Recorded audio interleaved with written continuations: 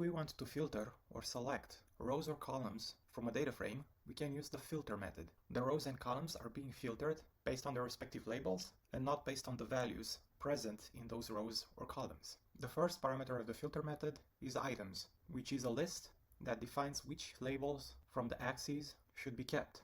It's used in conjunction with the axis parameter that specifies whether we want to filter based on the index or based on the columns. The second parameter of the filter method is like, which is a string and defines whether we want to keep labels in which the parameter like string is present. The third parameter is regex, which is also a string that defines a regular expression based on which we want to keep the labels from the respective axis. The fourth and final parameter is axis, which by convention in Pandas is set to 0 for index and 1 for columns.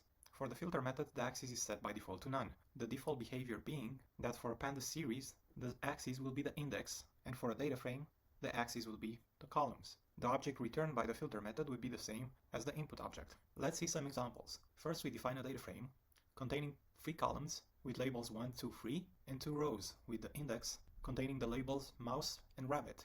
The values within the data frame are simply integers from 1 to 6. We can select the columns 1 and 3 by simply calling the filter method with items parameter set to a list containing 1 and 3.